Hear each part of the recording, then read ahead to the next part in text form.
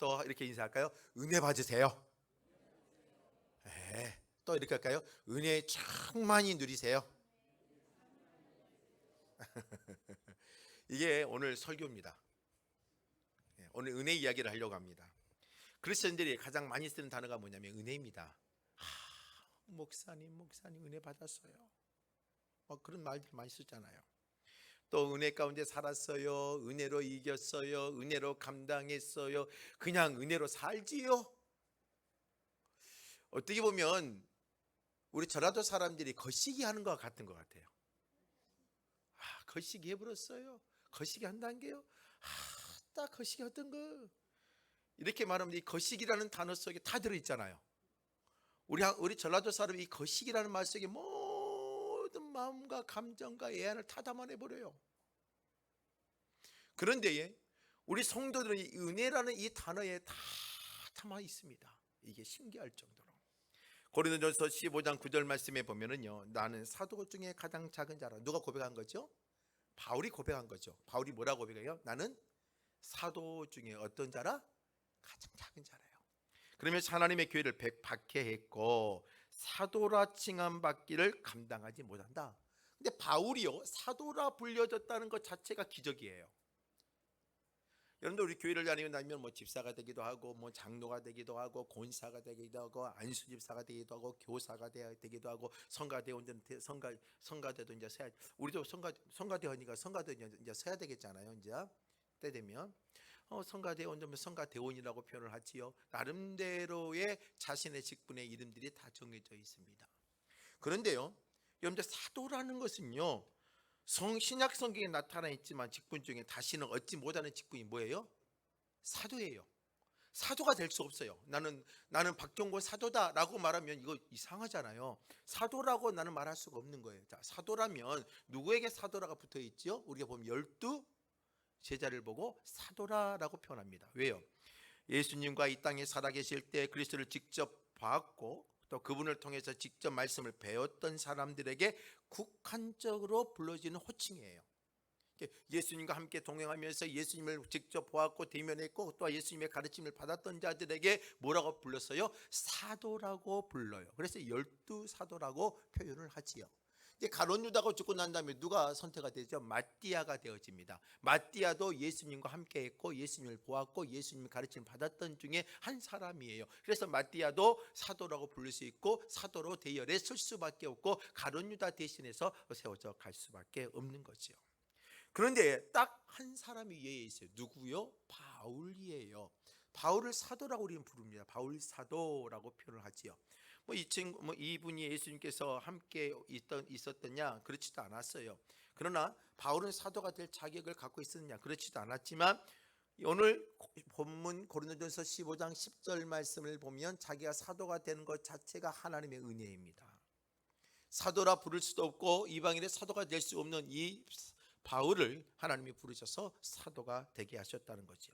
그래서 오늘 본문의 말씀에 보면 15장 10절에 보면 내가 사도가 된 것은 뭐냐? 세 가지로 중요한 것 하나를 고백을 하고 내가 이런 자이기 때문에 이렇게 살겠다 하면서 자신의 고백들이 오늘 15장 10절에 기록이 되어 있습니다. 먼저 15장 10절 말씀을 보면 크게 세 가지로 이렇게 말할 수 있죠. 하나는 뭐냐면 나의 나 된 것은 다 뭐다? 하나님의 은혜로다 라고 표현을 합니다. 바울 자체가 하나님의 귀한 사역자가 되어지고 하나님의 사도가 되어지는 것은 다 누구다? 자신의 능력이냐 스펙이냐 자신이 가지고 있는 역량이냐 자신이 갖고 있는 달란트가 너무나 특출했기 때문에 아니라는 거예요. 하나님의 무조건적인 은혜라는 것입니다. 이 은혜가 바울을 뭐하게 만들었어요? 하나님의 사도라고 부를 수 있게끔 만들어냈다는 거예요. 또 둘째로 이 본문의 말씀을 보면 두 번째로는 뭘 찾을 수 있느냐? 내게 주신 그 은혜가 헛되지 아니하도록 내가 모든 사도보다 더 많이 뭐했더라? 수고했더라 라고 되어 있습니다. 이게 바울이요, 내가 사도가 된 것에 너는 감사해서 어때요? 다른 사도들보다 더 많이 뭐했어요? 수고하고 내 사도의 직분을 헛되지 않게 했다는 겁니다. 그러면 이 말을 다시 거꾸로 생각한다면 어떤 자들은요 하나님의 은혜를 헛되이 만들 수도 있는 자가 있다라는 것입니다. 여러분들 잘 기억하셔야 됩니다. 오늘 저와 하나님 주신 하나님의 은혜를 헛되이 만드는 자가 되지 않기를 주의 이름으로 부탁을 드립니다.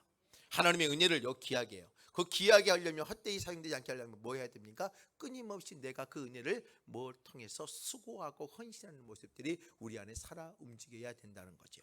세 번째는요, 뭐라고 말했냐? 내가 모든 사도보다 더 많이 수고하였으니 내가 아니요 이렇게 수고할 수 있는 이유가 뭐냐? 나와 함께 하신 하나님의 은혜 때문이다. 내가 수고할 수 있었던 것은 내가 그냥 더 나를 드러내기 위함이 아니요, 하나님의 주신 은혜 때문에 더욱더 수고하고 헌신하고 다른 사도보다 더 많이 한다는 것입니다. 그러니까 여러분들 어때요? 내가 하나님의 은혜에 감격이 있다면 더 많이 하셔야 돼요. 더 많이 헌신하고 더 많이 수고해야 되고 더 많이 일을 해야 되는 거예요. 더 많이 섬기고. 우리는 어때요? 꼭 본전 생각이 나지요. 내가 이만큼 했으면 상대방도 얼마큼 해야 돼요? 얼마큼 해야 돼요? 이만큼 해줘야 돼요. 그렇잖아요? 내가 이만큼 해주면 상대방도 얼마만큼 해줘야 돼요? 이만큼 따라와야 돼요. 안 해주면 뭐가 생겨요? 괜히 마음이 속상하고 막 힘들어지는 거예요. 여러분들 가정에도 마찬가지잖아요. 아내가 설거지도 하고 있으면 남자는 뭐 해야 돼요? 세탁기를 돌리든지 청소기를 돌리든지 뭔가 밸런스를 맞춰줘야 아내가 설거지할 때요 룰루랄라 하면서 하는 거지. 아내는 설거지하고 있으면서 남편은 TV를 보면서 뒹구르르 하고 있으면 어때요? 접시가 깨지는 거예요. 접시가 깨지는 거예요. 이게 인간의 마음이에요. 인간의 마음. 왜요? 따라서 하십니다. 은혜가 떨어졌기 때문이다. 은혜가 떨어져서 그래요. 은혜가. 그래서 여러분들, 우리는 뭐예요? 여러분들의 가정에 남편들의 마음에 은혜가 충만해야 되고, 여러분들의 아내들 마음에 은혜가 충만해야 되고, 더욱이 교회 안에 성도들 마음속에 뭐가 충만해야 돼요? 뭐가 충만해야 돼요? 은혜 충만 안 하려고요? 은혜가 충만해야 돼요. 은혜가 충만해야지만 뭘 하는 거예요? 내가 뭘 하더라도 기쁨으로 감사함으로 하고, 다른 사람이 하던 말든 내가 더욱더 기쁨으로 헌신하며 나가는 거예요. 양장도님은 아멘 하시네요. 여러분들 은혜가 충만해야 돼요. 그래야 교회가 은혜가 충만하고 기쁨과 감사가 있는 거예요. 은혜가 충만. 그래서 은혜 받는 성도들이 많아야, 은혜 받는 성도와 은혜 받는 하나님의 목회자들이 많아야 되고, 은혜 받는 장로들이 많아야 여러분들 어때요? 따지고 묻지 않고 뭘 하는 거예요? 하나님의 일을 감당하며 나가는 것입니다. 그게 오늘 우리의 마음이 돼야 돼요. 그래야 교회가 평강한 은혜가 있고, 여러분들의 교회가 그리고 가정의 일터가 하나님의 은혜 안에 가며 나갈 수가 있는 거예요. 자, 여러분 은혜를요 헬라어로는 어떻게 돼 있죠? 카리스라는 말을 씁니다. 많이 들어봤죠? 카리스. 이게 은혜라는 단어예요. 은혜라는 단어. 그럼 여러분들, 내가 하나님의 은혜 받는 성도가 되어야 되는데 그럼 그 은혜가 어떤 의미를 갖고 있는지 알아야 될 거 아니에요. 은혜를 받아야 됩니다. 은혜 받고 사십시오. 은혜 입은 성도입니다. 은혜가 충만해야 됩니다. 나는 은혜를 받았습니다. 이렇게 고백하는데, 그러면 이 은혜가 대체 어떤 의미가 있는지를 알아야 내가 은혜가 충만하고 내가 은혜 가운데 있고 은혜 안에 거하고 있는지를 알고 살 거 아니에요. 여러분들 은혜가 들어오면은요, 여러분들 진짜 보면은요 만사형통이라니까요. 만사형통. 여러분 은혜 있는 성도가 되길 원합니다. 그러면은 이 은혜가요 카리스라 되어 있는데, 카리스가 사용되어 있는 신약 성경의 본문들 가운데 몇 군데가 카리스라고 써져 있는 곳이 있단 말이에요. 그럼 그런 데는 대체 어떻게 사용되어진가를 보면은요 하나님의 은혜라는 의미를 조금 더 깊이 있게 할 수가 있어요. 하나님의 말씀을 찾아볼까요? 누가복음 2장 52절 한번 찾아보죠. 누가복음 2장 52절.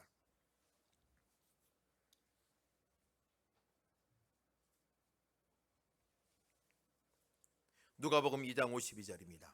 한번 우리 찾았으면 한 목소리 함께 읽어볼까요? 함께 하겠습니다. 예수는 지혜와 키가 자라가며 하나님과 사람에게 더욱 사랑스러워져 가시더라 라고 되어 있습니다. 여기는 은혜라고 번역이 안 되어 있죠.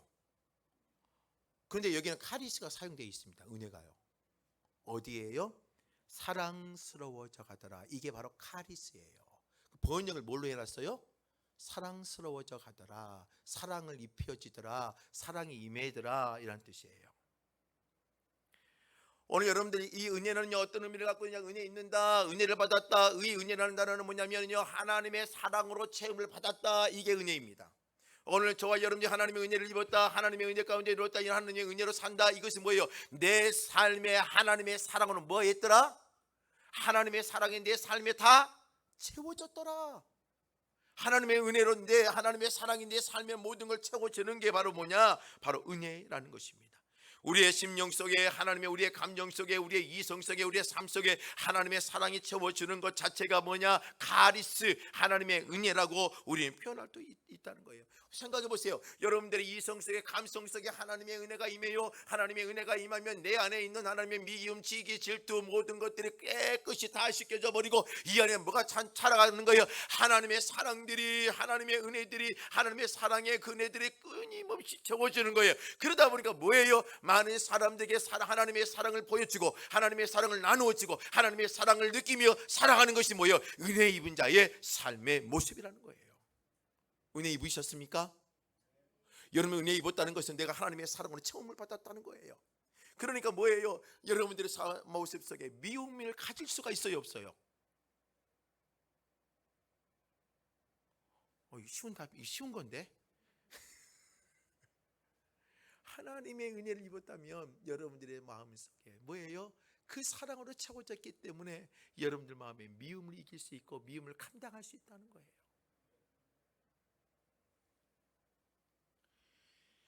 오늘 저와 여러분들은 이 하나님의 카리스는요, 은혜는요, 여러분들의 하나님의 사랑으로 채워진다는 겁니다. 여러분들의 하나님의 사랑으로 채워지며 여러분들 교회 안에서도 모든 믿음의 성도를 볼 때에 하나님의 사랑의 눈으로 볼 수밖에 없고, 여러분들 가정에서 남편을 보고 아내를 볼 때도, 자녀를 볼 때도 하나님의 사랑의 눈으로 볼 수밖에 없고, 여러분들 이게 바로 은혜 입은 자. 그래서 오늘 여러분들의 삶에 뭘 강조해야 돼요? 하나님의 은혜가 내 삶에 임하기를 여러분들 기도하며 나가셔야 되는 것입니다.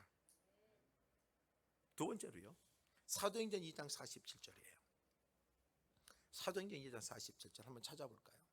사도행전 2장 47절. 여기에도 카리스가 사용되었어요. 오늘 여러분들 꼭 기억하셔야 돼요. 은혜가 이런 의미였구나 알고 여러분들이 한 주간 동안에 이 은혜를 누리기 위해서 기도해야 되고, 이 은혜를 삶을 가기 위해서 여러분들 노력해야 되고, 끊임없이 여러분들이 은혜의 삶을 살아야 되고, 그냥 쉽게 넘어가면 안 되는 겁니다. 자, 사도행전 2장 47절 말씀이에요. 사도행전 2장 47절 한번 함께 합독해 보겠습니다. 함께 합니다. 하나님을 찬미하며 또 온 백성의 칭송을 받으니 주께서는 구원받는 사람 날마다 더하게 하시니라. 여기에 카리스가 사용되었다는 거예요. 어디에 사용됐겠습니까? 온 백성에게 뭘 받는다? 칭송을 받는다. 카리스는 뭘 말합니까? 칭송, 칭찬, 격려를 받는다라고 여기는 번역이 되어 있어요. 다시 말해 하나님의 은혜를 받는다는 것은 뭐예요? 우리는 주님의 칭찬을 받는다는 겁니다. 주님의 격려를 받는 겁니다. 주님의 위로를 받는다는 거예요. 그래서 은혜를 입는다는 말은 뭐예요? 은혜 입은 성도는 뭘 말합니까? 하나님의 칭찬이 살아있고 하나님의 격려가 있고 하나님의 위로가 있다는 거예요. 얼마나 귀한 말이에요.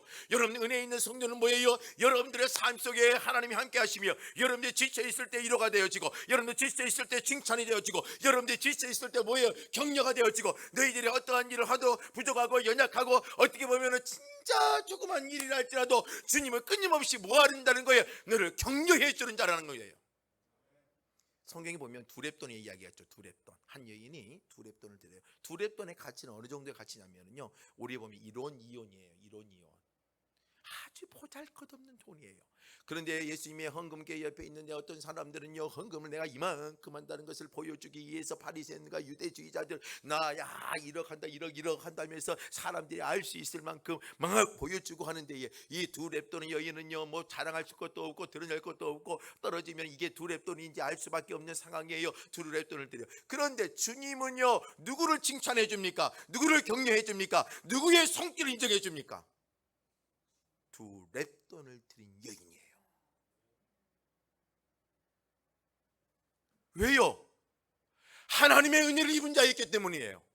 하나님의 은혜를 입은 자였기 때문에, 하나님의 은혜를 알고 나온 자이기 때문에, 그의 헌금계에 사람들이 보이는 물질을 드는 게 아니라 하나님의 은혜를 알고 하나님의 나와 그 두 렙돈을 드렸을 때에 주님은 그 두 렙돈이 아니라 그 여인의 삶 속에 하나님의 은혜를 알고 있었기 때문에 주님은 뭐 하는 거예요? 그 여인을 칭찬하며 격려해 준 거예요.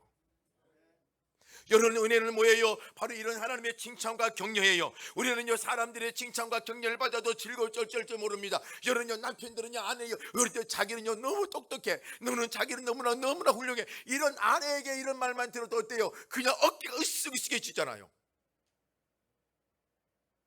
안 그래요? 저는 우리 아내한테 엄청 똑똑한 척합니다. 엄청 똑똑한 척이에요. 우리 아내가 뭐예요? 당신은 뭘 모르는 게 없어. 박박사야, 박박사. 이런 말을 들으면 얼마나 기분 좋은지 몰라요. 틀려도요, 맞는 것처럼 아주 그냥 자신 있게 당당하게 말해요. 요새는 네이버가 나오는 이후로는 참 그러지 못해요. 여러분 스마트폰이 나와서 네이버에 검색하면 다 답이 나오잖아요. 이제는요, 저도 확인해보고 다 말을 해야 돼요. 안 그랬다는 큰일 나니까. 그런데 당신은 뭐 모르는 것도 없어. 이렇게 잘 알아? 여러분들 그러다 보니까 남편들은요, 틀린 것도 당당하게 아내한테 막 큰 소리 치고 말하네요. 뭐하게 보이려고요? 또 칭찬받으려고. 칭찬은요, 사람을요 춤추게 만듭니다. 안 그래요? 사람이 칭찬해주고 격려해주고요, 얼마나 힘이 난지 아십니까? 그런데요, 하나님의 은혜 입은 자는 뭐예요? 누가 칭찬해준다는 거예요? 만군의 여호와 하나님, 모든 것 주관하신 하나님, 편지하신 하나님, 그 하나님이 뭐 한다는 거예요? 우리를 칭찬해주고 격려해준다는 거예요. 얼마나 행복하고 좋아요. 얼마나 행복한 겁니까? 오늘 저와 여러분들 하나님의 칭찬을 받는 자들이에요. 하나님의 격려를 받는 자들이에요. 오늘 우리들이 열등감에 빠지지 않아요. 여러분들 어때요? 우리 자신감도 약해지지 않아요. 오늘 여러분들 하나님의 은혜 입은 자예요. 오늘 여러분들의 삶의 도전에서 당당하게 강건하게 여러분 믿음의 모습을 가지고 살아가는 하나님의 은혜 입은 성도가 되길 주 이름으로 축원합니다. 세 번째로요, 사도행전 24장에 가서 보면 제가 읽어드리겠습니다.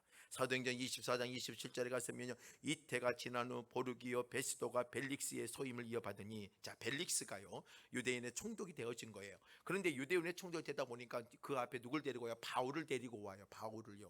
바울을 데리고 오는데 유대인들이 가만히 보니까 이 바울을 꽉 잡아놓고 감옥에 넣어버려야 유대인들이 막 여러분들 그 가게 보면 헤롯이 야고보를 죽였던 숙청했던 사건이 있죠. 야고보를 죽였더니 헤롯을 바라보면서 당신이 최고다 하면서 막 박수를 쳐주니까 어때요? 헤롯이 그 기분을 가지고 누굴 잡아버렸어요? 베드로를 잡은 적이 있잖아요. 그러니까 이 벨릭스도 가만히 보니까 바울을 풀어줬다가는 큰일 날 것 같아요. 그러니까 바울을 어때요? 구류해버렸어요. 우선 어때요? 잠정적으로 감옥에 넣어버렸어요. 자유의 몸이 되지 못하고 통제를 시켜놔버렸어요. 그랬더니요, 유대인들이 마음을 얻어버리는 거예요. 여기에 카리스가 사용되어 있어요. 어떻게 사용되어 있어요? 마음을 얻다라는 의미가 카리스예요. 카리스.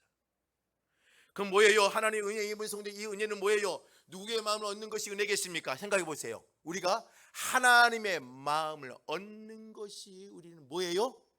은혜라는 거예요. 은혜 입은 성도는 어떤 자들입니까? 하나님의 마음을 갖는 자예요. 하나님의 마음이 내 안에 쏟아져 나오는 거예요. 우리의 인간들은요, 얼마나 연약한지 아세요? 편협합니다. 나이가 좋으면 사람 좋은 거고, 내가 싫으면 싫은 거고, 우리는 이런 것들은 너무나 쉽게 흔들려요. 갈대처럼 이리 갔다 저리 갔다 이리 갔다 저리 갔다 하면 우리는 편협하게 흘러가는 것이 우리의 인간의 마음이에요. 한순간에는 좋았다가 한순간에는요 싫었다가, 이런 게 우리의 마음이에요. 그런데 은혜 입은 성도는 뭐냐면, 우리 안에 누가 들어와요? 하나님의 마음이 물 맺듯이 들어오는 게 뭐냐? 은혜라는 거예요. 은혜. 여러분들이 사용하고 있는 은혜가요, 여러분 얼마나 귀한 건지 아십니까? 우리는 너무나 쉽게 생각해요. 너무 쉽게 표현하고 쉽게 말을 해요. 그런데 이 은혜는 뭐예요? 내가 은혜 받았어요, 목사님 내가 은혜 받았어요, 이 말은 뭐예요? 내 안에 뭐가 들어온 거예요? 하나님의 마음이 물 믿듯이 들어온 거예요. 물 믿듯이 들어와요.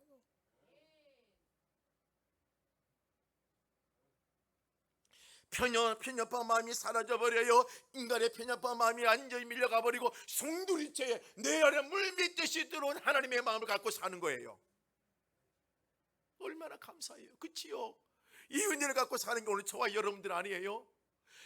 목사님 내가 은혜를 받았어요. 뭐가 돼? 그 안에 뭐가 담아있는 거예요? 목사님 내가 은혜를 받았는데 어떤 말? 하나님의 마음이 들어오니까요, 누구든지 이뻐해주고, 하나님의 마음이 들어오니까는요 힘이 들어도 견뎌내게 하고, 하나님의 마음이 들어오니까 내가 외롭지 않냐고요. 하나님의 마음이 들어오니까는 그냥 즐겁고 행복하고 기뻐요. 하나님의 마음이 들어오니까 내 안에 하나님의 말씀이 살아 움직이듯이 성령의 은혜, 진리의 영이 나를 깨닫게 하시고, 얼마나 좋아요. 이게 바로 은혜라는 거예요.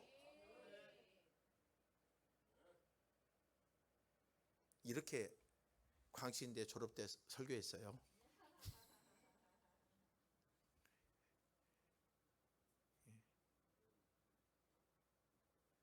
은혜. 이게 좋은 단어예요. 좋은 단어. 여러분들 입가에 이 은혜라는 단어를 달고 살아야 돼요. 달고 살아야 돼요. 여러분들 압살롬이 있죠. 압살롬이 누구의 아들이에요? 다윗의 아들이에요. 다윗의 아들인데요. 이 아들이 어때요? 첫째 아들이에요. 첫째 아들이라는 게 여러분들 구약이나 신약이나 이 장자권이 얼마나 귀한 건지 알지요? 장자권. 예, 여러분들 야곱이 왜 장자권을 막 뺏으려고 했겠어요? 이 장자권의 고난에 뭐가 있기 때문에요? 축복과 모든 것을 전부 다 이어갈 수 있는 힘과 있는 게 이게 뭐 그 문화예요. 문화. 그 장자권이 있어요. 근데 압살롬은 가만히 영적으로 기도하고 하나님의 말씀 가운데 있고 훈련 잘 받고 있으면 뭐예요? 하나님께서 기름 부은 종을 세워서 이어갈 수 있어요. 압살롬이 뭐 하면 돼요? 하나님의 영적으로 차지를 하나님의 사람으로 차지를 준비하고 있으면 되는 거예요. 그럼 누가요? 하나님이 사무엘을 통해서 하나님이 어때요? 기름 부음을 줄 건데, 예, 오늘 하나님의 사람을 통해서 기름을 부음을 줄 건데 이게 어때요? 그걸 기다리지 못하고 뭐 해버린 거예요? 군대를 만들고 쿠데타를 일으켜서 아버지를 몰아낸 거예요. 아버지 좀 가세요. 밀어내버린 거예요. 다윗이 급히 그 왕권의 자리를 도망치며 피하며 자리를 넘겨줘 버렸어요. 그러나 다윗은 가는 곳곳마다 뭐예요? 그 도망쳐도 얼마나 가슴 아프겠어요. 하나님 앞에 기도하고 하나님을 찬미하며 하나님의 찬송하며 그의 시편을 보면은요, 도망 중에도 하나님을 찬송했다고 그들은 시편들이 여러 편들이 있잖아요. 이처럼 다윗은요, 그래도 기도해요. 왜요? 다윗은 뭐한 자였기 때문에요? 은혜 입은 자였기 때문에요. 그 마음에 뭐가 있기 때문에요? 하나님의 마음이 물빛듯이 들어와 있기 때문이에요. 생각해 보세요. 누가 내 뒤통수를 쳐요. 네가 내 뒤통수를 쳐야 네 두고 보자 복수하리라고 하는 게 아니라 다윗은 그 자리를 피해주면서 뭐 했어요? 하나님께 기도하고 찬양하며 여호와를, 하나님 내가 주님의 산에서 주의 성산에서 예배를 드리지 못하는 게 안타깝습니다 하면서 그렇게 물러나요.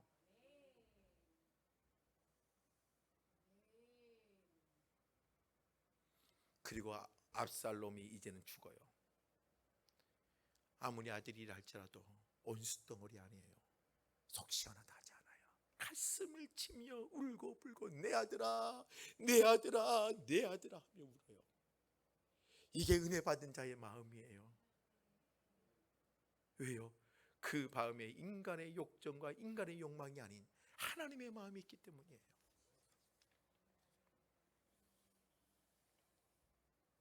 여러분들 어떤 사람의 옆에 가면 마음이 포근해지고 편해지고 그런 사람이 있죠. 어떤 사람의 옆에 가면 있으면 그냥 불안하고 막 어때요? 불편한 사람들 있죠. 여러분들 은혜 받은 성도들은요, 여러분들은 주위의 사람들이 여러분들이 편안하다 생각하고 막 몰려들어요. 그래서 여러분들 은혜 안에 거하는 사람들이 되십시오. 왜요? 그 마음이 하나님의 마음이 물밀듯이 살아있는데요, 사람들이 여러분들 앞에 침대처럼, 에이스 침대처럼 포근합니다. 진동도 없고 푹 갈 수 있는 곳이 되어줄 수 있는 거예요. 한번 또 다른 말씀 찾아볼까요? 골로새서 3장 16절 말씀입니다. 3장 16절 한번 찾아볼까요? 골로새서 3장 16절 말씀. 여기에도 카리스가 사용되어 있고 은혜라는 단어가 사용되어 있습니다. 어떻게 사용됐을까요? 골로새서 3장 16절 말씀입니다.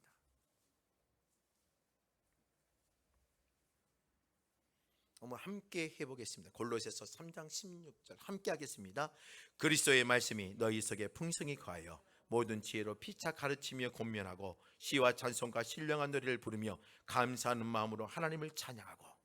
이 16절에 카리스가 다 쓰여 있는데 어디에 쓰여 있냐면, 어떻게 번역을 했냐면 감사하는 마음으로, 감사하는 마음이래요. 하나님의 말씀 너희 속에 풍성히 거하는데 그 모든 지혜로 피차 가르치고 권면하고 시와 찬송과 노래를 부르고, 또 그 안에 하나님의 말씀을 통해서 뭐가 임하는 거예요? 하나님의 감사하는 마음을 통해서 찬송을 임한다는 거예요. 여러분들 이게 바로 카리스예요. 카리스. 하나님의 은혜 입은 성도는요, 여러분들의 입술에 뭐가 나와요? 감사가 나와요. 감사가. 하나님의 즐거움이 있어요. 하나님의 기쁨이 존재해요. 하나님이 감사하는 마음으로 찬양을 하게 되어져요. 여러분들 사람들 일반적으로 어느 순간에 감사합니까? 남편이요, 여러분 엊그저께 빼빼로 데이였어요. 요새 빼빼로 데이 때는 조용히 넘어갔잖아요. 그렇죠? 옛날 같았으면 빼빼로 데이, 마트 같은 거 보면 앞에다 막 빼빼로 막 만들어 놓고 난리 났을 때 빼빼로 데이가 조용히 넘어갔어요. 남편들이 빼빼로 데이에다 빼빼로 그 가게에다가 10,000원짜리 돌돌돌돌 말하고 5,000원짜리 50,000원짜리 돌돌 만나서 주면 어때? 그 마을 빼빼로 딱 열었더니 50,000원짜리 12개 딱 있어. 이런 빼빼로를 누구나 받고 싶지요. 여보 감사해 막 저절로 막 나오지 않아요? 그 빼빼로만 줘보세요. 뭐예요? 빼빼로 되게 감사하네 그냥. 이게 뭔가 다르단 말이에요. 이게 세상 사람들이 누리는 감사의 모습들이에요. 남편이 뭐 잘 되어지고 승진하고 자녀들이 뭐 시험을 보는데 합격했어요. 이게 뭐 감사의 조건이 되어서 하나님께 감사합니다. 그렇죠, 그것도 감사의 조건이에요. 그러나 오늘 여기에서 말하는 감사는 그 말을 그런 걸 말하는 게 아니에요. 이스라엘 백성들이 40년 동안 광야에 생활을 해요. 430년 동안 애굽에 있다가 주님께서 출애굽을 시켜서 이들을 광야의 땅에 들어와요. 그런데 광야의 삶의 여정을 40년을 살아가는데 그 광야에 어떤 지형도나 뭐 어떤 지도나 이런 모든 것들이 갖고 있지 않아요. 어디를 가야 우리가 200만 명이 넘는 사람들이 텐트를 치고 있는 넓은 평야와 같은 곳이 있느냐, 물이 있는 곳이냐 알 수가 없지요. 어디든지 알 수가 없어요. 그러나 주님께서는 40년 동안에 그들이요 가는 곳에 물이 있게 하시고, 그들이 가는 곳에 쉴 수 있는 공간이 있게 하시고, 그들이 가는 곳에 오아시스가 있게 하시며, 그들이 가는 곳에 주님께서 보호해 주시고 지켜주신단 말이에요. 이게 뭐예요? 하나님의 동행이에요. 그 동행을 뭘로 보여줬어요? 구름기둥과 불기둥으로 보여주셨지요. 내가 너와 함께하며 지켜주신다는 것도 아니에요. 그래서 신명기 가서 보면은요 40년 동안 살아가면 너희들의 다리 부르트지 아니하고 옷이 헤어지지 아니하고 지켜주신 거 아니에요. 하나님이 그 어려움 속에 동행해 주셔서 우리를 인도해 주신 은혜에 감사하는 거, 이게 바로 진정한 감사라는 거예요.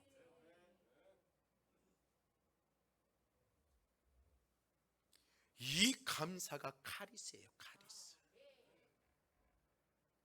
은혜 입은 성도들의 입술에 여러분들 감사가 회복되어지고 감사하는 찬양의 모습들이 넘쳐가기를 주의 이름으로 부탁을 드립니다.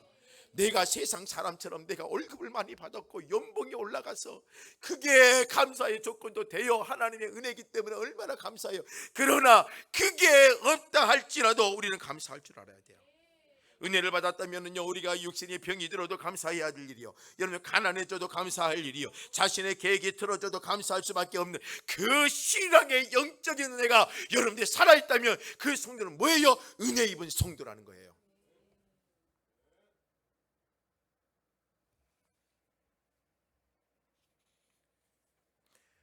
여러분들의 은혜는요 상황을 넘어서게 하는 거예요. 환경을 넘어서게 하는 거예요. 사람을 넘어서게 하는 거예요.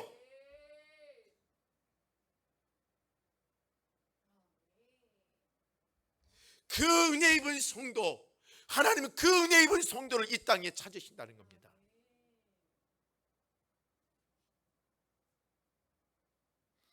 그래서 여러분들의 입술에 은혜를 달고 사세요. 여보 우리 은혜로 살게. 여보 우리 은혜로 견뎌내게. 빌레몬서 1장 7절 말씀을 보면은요 빌레몬의 신앙을 설명을 합니다. 바울이 너 믿음 참 좋다, 빌레몬 믿음 참 좋다 이야기를 하는 부분이 기록되어 있어요. 그 중에 빌레몬서 1장 4절부터 7절은요 바울이 이 빌레몬서를 쓰면서 너 빌레몬의 믿음이 이렇다 생각하면서 7절에 뭐라고 표현했냐 이렇게 표현했어요. 형제여 성도들의 마음이 너로 말미암아 빌레몬으로 말미암아 평안을 얻었다. 빌레몬으로 말미암아 평안을 얻었다는 거예요. 얼마나 멋있는 사람이에요. 그 사람이 다른 주위에 있는 사람이 뭘 줬다는 거예요? 평안을 줬다는 거예요. 피스메이커가 되어진 거 아니에요? 그런 내가 너의 사랑으로 많은 기쁨과 위로를 받았다. 빌레몬의 사랑과 위로를 통해서 바울이 기쁨도 누렸고 주위에 있는 사람도 많은 기쁨을 누렸다는 거예요. 또 위로를 받았대요. 그런데 여기에 카리스가 사용되는데 어디에 기록됐냐? 많은 기쁨. 이 기쁨이라는 단어로 번역을 했어요. 빌레몬은요 하나님의 은혜를 아는 사람이에요. 은혜 입은 사람 아니에요. 그런데 그 은혜 입은 사람의 모습 가운데에 그 뭐예요? 하나님이 그 사람을 통해 많은 사람들이 뭘 누리겠다는 거예요? 기쁨을 누리게 했다는 거예요. 그런데 빌레몬은요 은혜 입은 사람, 기쁨이 무엇인지를 아는 사람이었어요. 참된 기쁨이 무엇인지를 봤던 사람이에요. 그러니까 다른 사람들이 지쳐 있을 때에 초대교회 성도들이 얼마나 힘이 들었어요. 초대교회 성도들이 얼마나 고통스러웠어요. 예수를 믿는다는 이유로 말미암아 핍박을 받고, 예수를 믿는다는 이유로 말미암아 재산도 빼앗기고 자신의 위치도 빼앗기고 살아갈 수 없을 때에, 그러나 빌레몬은요 그들에게 뭘 줬다? 기쁨이 되었다는 거예요. 기쁨이 되었다는 거예요. 왜요? 자기는 그 기쁨을 알았기 때문이 아니에요? 그 기쁨이 뭐예요? 하박국서 3자로 가야 돼요. 하박국 3장 17절 18절 19절 말씀을 보면 너무나 잘 아는 말씀이에요. 비록 무화과 나무가 무하지 않더라도요 무성치 못하며 무화과 나무에 열매가 없으며 감람나무에 소철이 없고 밭에 식물이 없으며 우리의 양이 없으며 애양간에 소가 없다라고 표현하고 있어요. 이게 최악의 상황 아니에요? 여기를 봐도 먹을 것이 없어요. 저기를 봐도 뭘 딸 것이 없어요. 저기를 봐도 있어야 될 것이 있어야 되는데 한 마리도 없어요. 그런데 없을지라도 하박국이 고백해요. 나는 여호와를 인하여 즐거워하며. 이게 가능할까요? 나의 구원의 하나님을 인하여 기뻐하리로다.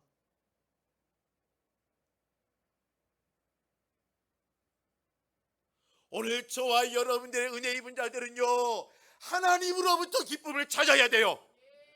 하나님으로부터 기쁨을 찾을 때에 여러분들 우리의 양이 생기기 시작하고 무화과 나무에 무성한 열매가 맺어지기 시작하고 포도나무에 열매가 맺어지기 시작하는 거예요.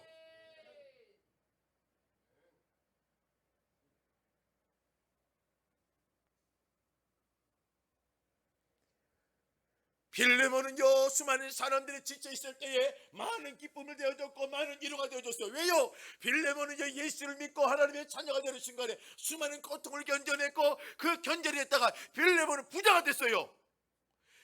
그의 무화과 나무에 무성해지기 시작했고 포도나무에 열매가 맺혀지기 시작했고 그의 우리의 양들이 많아지기 시작했어요. 무엇 때문에요?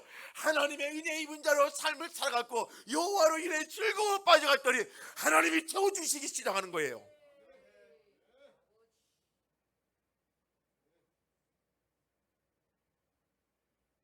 은혜는 기쁨입니다. 누구를 위한 기쁨이요? 주를 통하여 주를 위하여 주를 주님 때문에 그 생기는 기쁨이 카리스예요. 카리스 은혜.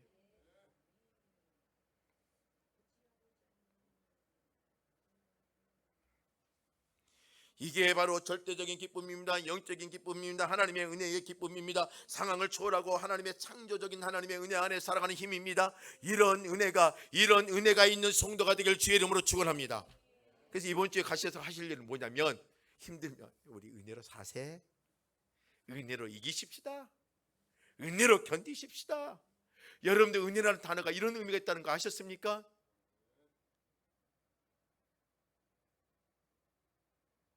여러분들이 쓰는 것이 그 은혜가 거시기처럼 사용하지 마십시오.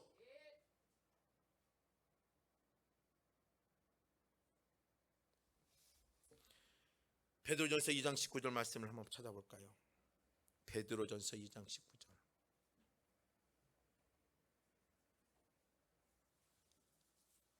베드로전서 2장 19절에 보면 또 카리스가 사용되어 있어요. 카리스가 은혜라는 단어가 사용되어져 있다는 거예요. 베드로전서 2장 19절 함께 한번 읽어보겠습니다. 함께 하겠습니다. 시작.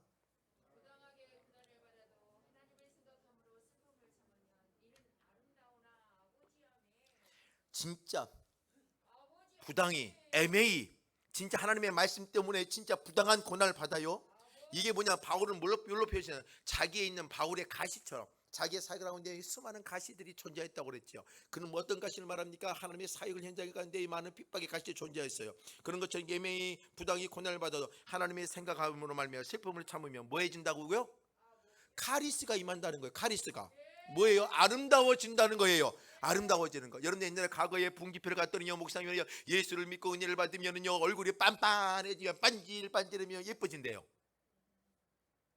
근데 여러분 근데 은혜 받는 사람들을 보면은 얼굴이 빤빤하고 반질반질하고 밝아지니까 예뻐져요. 톤이 자체가 밝아지니까 예뻐져요. 뭐 아름다워지고 성형 수술할 만큼 안 할 만큼 예뻐지니까 그런 의미가 아니라 아름다워진다는 거예요. 근데 뭐예요? 하나님의 은혜 안에 살아가고 은혜를 입은 사람들은 뭐예요? 아름다워져 가는 거예요. 뭐예요? 생각이 아름다워져 가고 보는 것이 아름다워져 가고 말하는 것이 아름다워져 가고 여러분들이 가슴에 담는 것이 아름다워져 간다는 거예요.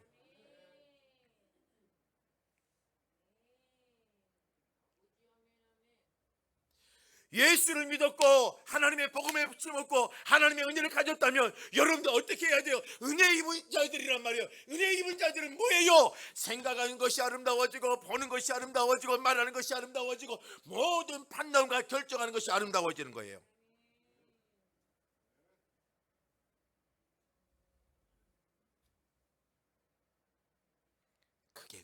사람, 은혜라는 거예요. 은혜. 이 설교를 끝났더니 신학생이 목사님 오늘따라 아름답게 보입니다. 어떤 신학생이 저한테 와가지고 목사님 저 오늘 사탄 좀 하랍니다. 뭐 몽셀 통돈 하나 가져와가지고 목사님 제가 이거 줄 테니까 그냥 드세요. 배고프잖아요. 신학생들이 아주 교묘하게 와가지고 목사님 이거 초코파이 하나 드릴 테니까 드세요. 괜찮아요. 강사 목사님은 드셔도 괜찮아요. 그럼 내가 그때 그럴까? 하나 먹고 내가 그 설교하러 갈까? 그 순간에 끝나는 거죠. 웃으면서 그렇게 견뎌냈어요. 서로. 왜요? 하나님의 은혜는요 우리 생각을 아름답게 만들어냅니다. 무너지지 않게 해요. 여러분들 한순간에 하나님의 은혜가 임하면 그렇게 미워했던 사람들이 달라지게 보이기 시작해요. 아름다워진다는 거예요. 여러분들이 입술이 거칠어진 사람들 있잖아요. 은혜를 받으면요, 은혜 입은 사람들이 되어지면 입술처럼 입술이 말들이 아름다워져요.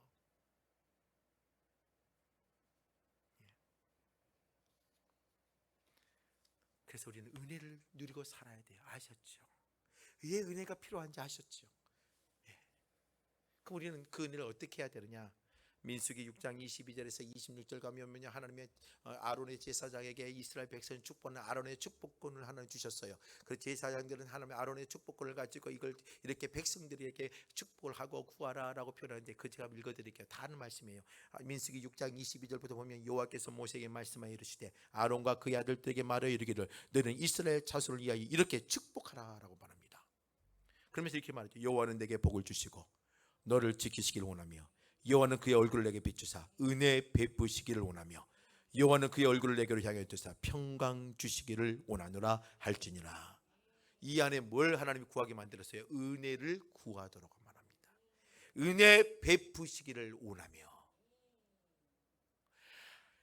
아론의 제사장들이 백성들을 위해서 기도할 때에 그 백성들이 뭘 구하라고요? 하나님의 은혜를 그들에게 베풀어 주기를 원한다는 거.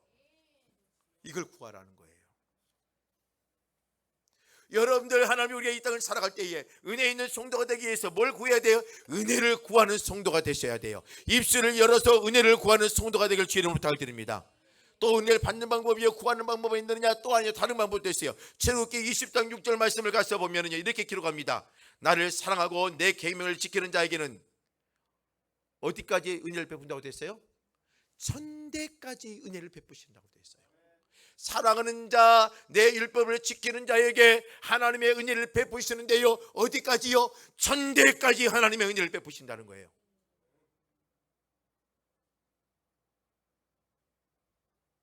여러분들의 삶에 은혜를 구하는 삶이 되세요. 여러분 입술로도 하나님의 구해야 되지만, 입술로도 여러분의 자녀들을 위해서 은혜를 구해줘야 되지만, 여러분들 입술로도 성도들의 삶의 은혜를 구해야 되지만, 오늘 우리들의 삶을 통해서도 하나님의 은혜를 구하는 삶이 돼야 돼요. 하나님의 말씀을 지켜내는 성도가 되십시오. 하나님의 말씀을 따라 순종하고 부복하는 자가 되십시오.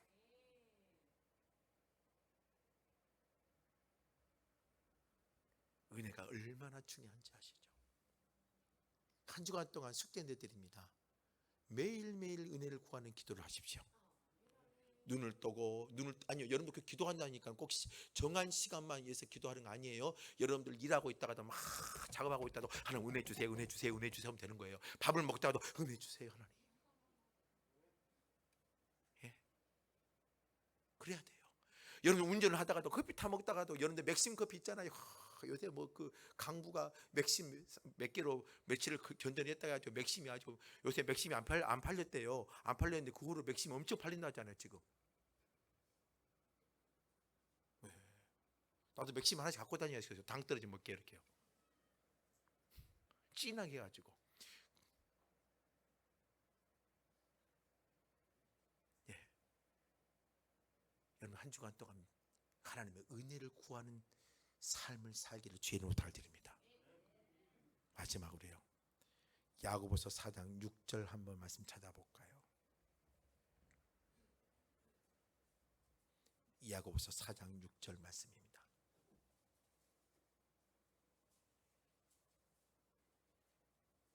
이게 결론과 같아요. 야고보서 4장 6절 우리 한번 한 목소리로 함께 합독해 보겠습니다. 함께 합니다. 그러나 그 은혜를 주시나니 그러므로 일렀을 때 하나님이 교만한 자를 물리치시고 겸손한 자에게 누구에게 은혜를 주신다고요? 교만한 자는 어떻게 하신다고요? 잘 보셔야 돼요. 교만한 자를 어떻게 하신다고요? 야, 쟤 가버려. 밀어버리신다는 거예요. 그러나 겸손한 자에게 뭘 주신다고요? 은혜를 주신다는 거예요. 여러분들 이 은혜의 세계에서는요, 이 말이 원리가 적용이 돼요. 여러분 세상 우리가 이런 말도 있죠. 빈익빈 부익부. 이 말이 원리가 적용이 되어져요. 은혜를 받은 자가 그 은혜를 헛되이 소멸시킬 때 주님께서 은혜에 있는 자까지 빼앗아 버렸지만 주님의 은혜를 잘 관리하고 은혜의 삶을 살면 더 큰 은혜 더 많이 더 쏟아지고 또 은혜를 주고 또 은혜를 준다는 거예요. 빈익빈 부익부. 은혜의 삶의 원리는요, 여러분들이 겸손해지고 낮아지고 하나님의 말씀에 따라 나간다면 여러분들 또 은혜를 주고 또 은혜를 주고 또 은혜를 주고, 야, 네 은혜가 철철 넘쳐도 또 주고 또 주고 또 주고 그런다는 거예요.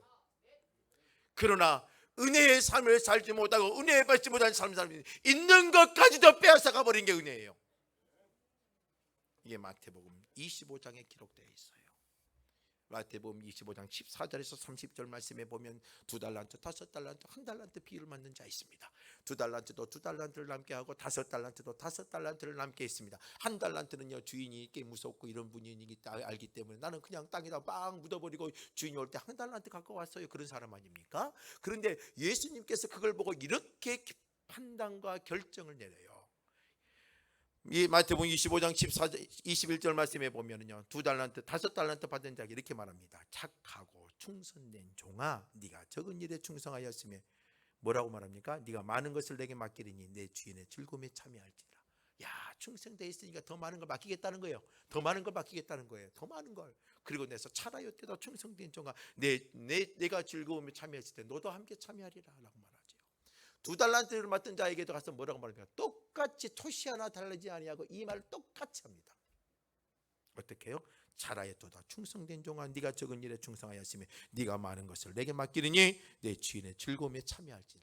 여러분 5달란트 맡겨서 5달란트 맡겼으니까 네가 이야 잘했으니까 잘하였도다. 2달란트 맡긴 사람 2달란트 4달란트 했으니까 네 똑같이 잘했으니까 너도 즐거움을 누려라. 이러지 않았어요.